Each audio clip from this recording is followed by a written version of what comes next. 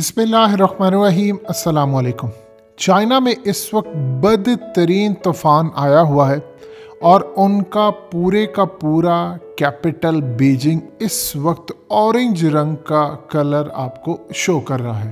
अगर आप पूरे का पूरा आसमान देखें तो ऑरेंज टाइप का आपको आसमान नज़र आएगा और अजीबो गरीब सूरत हाल है। ऑफिशियली ज़राए तो हमेशा की तरह एक ही बात कहेंगे, जी एयर पोल्यूशन की वजह से अचानक ये तूफ़ान आया।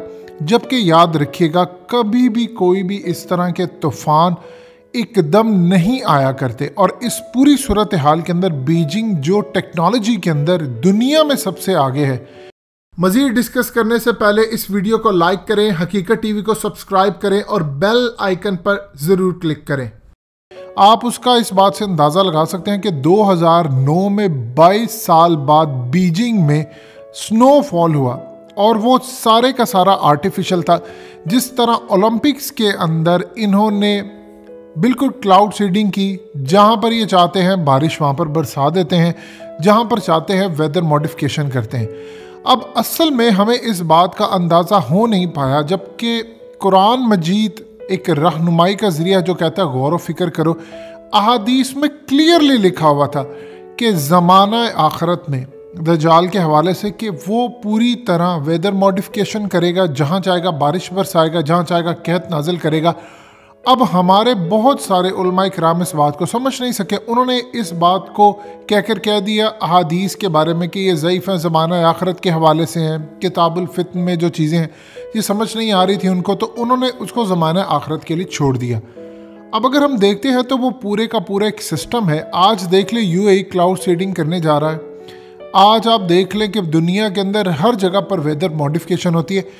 चाइना के बारे में इस वक्त एक्सपर्ट्स का ख्याल है कि इस वक्त जो तूफ़ान आया हुआ है वो आर्टिफिशियल तरीके से आया है। ये वेदर मॉडिफिकेशन कर रहे हैं और उसके नतीजे में दो काम होते हैं। एक, आपने किसी भी मुल्क के अंदर जब ये काम करना होता तो आप अपने मुल्क के अंदर टेस्ट करते हैं किसी भी जगह से। मिसाल के तौर पर आपने जब एटमी मिसाइल या कोई चीज़ बनाते हैं तो आप उसका तजर्बा करते हैं।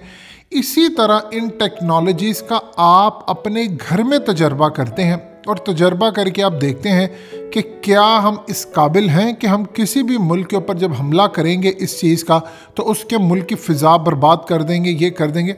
अब एक्सपर्ट्स इस वक्त पूरी दुनिया में ये कह रहे हैं कि चाइना ने आर्टिफिशियल तरीके से किया है, जबकि पूरी दुनिया में ऑफिशियल बयानिया ये दिया जा रहा है जी एयर पोल्यूशन हुई है, जबकि इस थ्योरी को कोई मानने को तैयार नहीं है।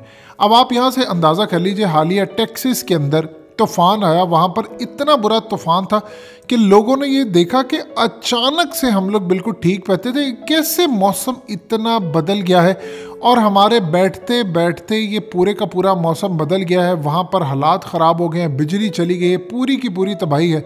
उस वक्त लोगों ने सोशल मीडिया के ऊपर आकर वीडियोस बनाई और कहा यह सारे का सारा आर्टिफिशियल तरीके से है। ये आर्टिफिशियल तरीके और जाली तरीके से इस वक्त यहाँ पर तूफ़ान और बर्फ़बारी ये तमाम चीज़ें लेकर आई गई हैं, यानी जो स्नो फॉलिंग ये तमाम चीज़ें।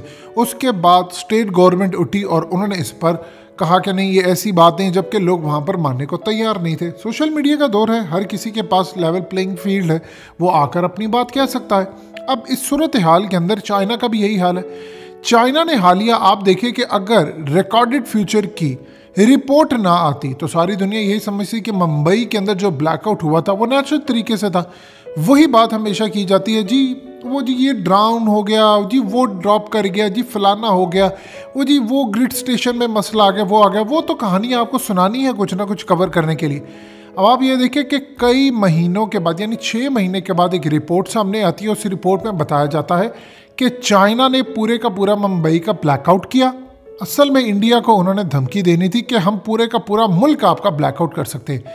अब इसी तरह वेदर मॉडिफिकेशन हो रही है। जब चाहे चाइना के पास ऐसी टेक्नोलॉजी आ चुकी है कि 2025 तक वो इस काबिल हो जाएगा कि जितना भारत का लैंड है इतने अगर 2-3 ममालिक और हो जाए तो चाइना वहाँ पर तूफ़ान बर्पा कर सकता है, वहाँ पर इतनी बारिश कर सकता है कि वहाँ पर सैलाब हो जाए। देखिए एक चीज़ इनमें रखिएगा, ज़िंदगी हो, आपका मरना हो, आपने इस दुनिया से रुखसत होना, सब कुछ अल्लाह के हुक्म से होता है। वही आपका राज़िक है, वही आपका हाथ पकड़ता है। जहाँ तक बात आती है कि ये तमाम चीज़ें तो अल्लाह पाक करता है, बिल्कुल अल्लाह पाक करता है। अल्लाह पाक ने ज़माना आखिरत के हवाले से फितने जो कि अरूज पर है, इनको इख्तियार दिया है। अल्लाह की मर्ज़ी के बगैर कोई काम नहीं होता। आज आप देख लें, जहाँ तक इस बात की हदीस के अंदर मेंशन है कि रिज़्क़ के ख़जाने दज्जाल के पास होंगे, वो क्या चीज़ है। आज आप पर फट पाबंदी लगा दे, आपको ब्लैक लिस्ट में डाल दे, दुनिया आपसे ट्रेड नहीं कर पाएगी। जब आपसे ट्रेड नहीं करेगी, आपके मार्केट में माल नहीं आएगा, आपके लोग बेरोज़गार हो जाएंगे, यानी जो जॉब से आपको पैसे मिलने थे वो नहीं होंगे। आपके मुल्क के अंदर कारोबारी हजरात कंगाल हो जाएंगे, प्रॉपर्टीज़ की कीमतें गिर जाएंगी, ब्लैक लिस्ट आप हो जाएंगे, दुनिया आपसे काम नहीं करेगी, करेंसी आपकी गिर जाएगी, आपके मुल्क जो कमाई करता था वो गिर जाएगी, जो खुराक आती थी। यानी आप इसको इस सेंस में लें, ये रिस्क के दरवाजे हैं।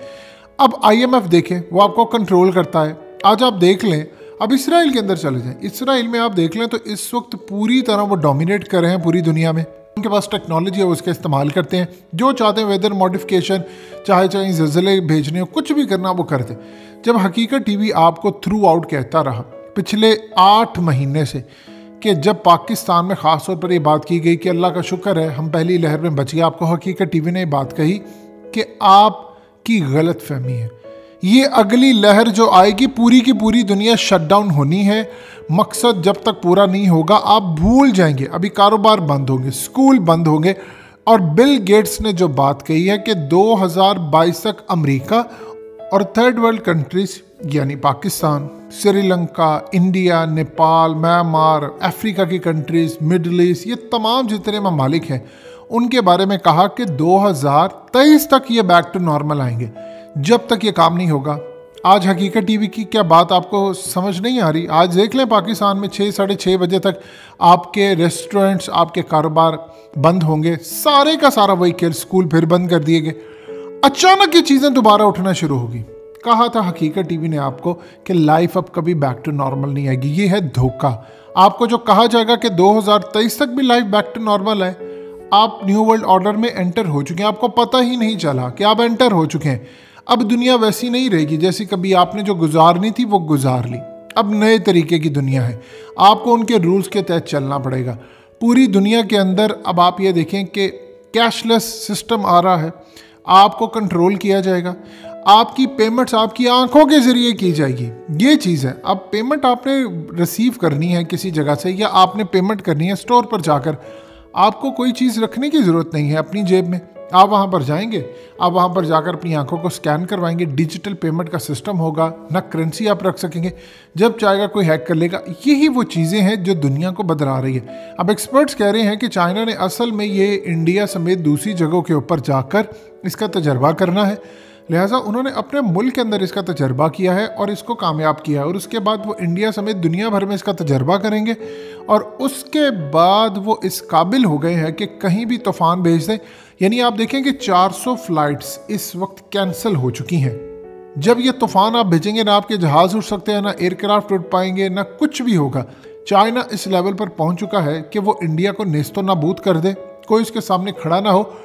अमेरिका जैसे मुल्क की पूरी बिजली बंद कर दे चाइना, कोई अमेरिका उसका कुछ बिगाड़ नहीं पाएगा, इंडिया तो बड़ी दूर की बात है। लिहाजा इस पूरी सूरत हाल में आपको तस्वीर का दूसरा रुख देखना है, आपको पता हो कि किस तरफ दुनिया जा रही है और आपने चीज़ों को किस तरह देखना है, ना कि आपको ऑफिशियल ज़राए से जो चीज़ दिखाई जाए वो आप देखें और उस पर यकीन करें। आने वाले वक्त में याद रखिएगा, चीज़ें इसी तरह ख़राब होती आपको नज़र आएंगी। दोस्तों, हकीकत TV को सब्सक्राइब करना मत भूलिए, वीडियो को लाइक करें, शेयर करें और कमेंट सेक्शन में अपनी राय का इजहार ज़रूर करें।